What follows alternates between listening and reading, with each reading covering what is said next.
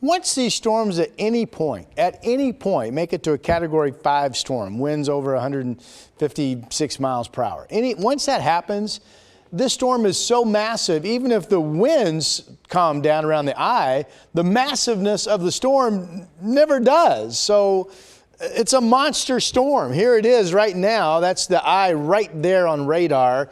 There are reports of severe weather already happening in Florida, including tornado warnings out, marine warnings for potential water spouts. The St. Petersburg, Tampa area now reporting winds gusting more than 30 miles per hour at times with heavy rain. And it's just going to get worse and worse and worse as the day goes along.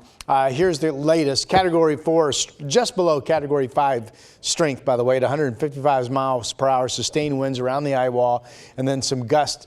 The gust 195 miles per hour.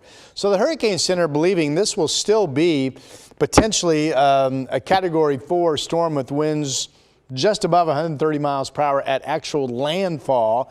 This is 2 a.m. tonight. Now 2 a.m. Florida time. It's already inland and it's starting to weaken, but not much. It could still be around 130 miles per hour or so sustained as it moves overnight into early tomorrow morning along basically Interstate 4 or just south of it up toward Daytona Beach. So again, this is going to be 6, 7, 8 hours of inland areas overnight tonight into tomorrow morning, having 70, 80, maybe even 90 mile per hour wind gusts with very little relief over that period of time. And then remember just the rain forecast is still a foot or more in some of these areas. And the report we had talked about the storm surge being as high as 10 to 15 feet, mainly from the Tampa Bay area down to the south. So it's just a monster of a storm, and we'll see what it leaves behind tomorrow.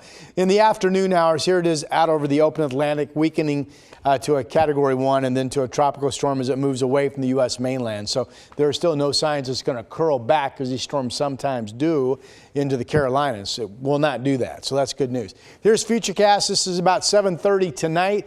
They're now really in the rough of the storm, if you will. Heavy rain bands in the red and yellow colors.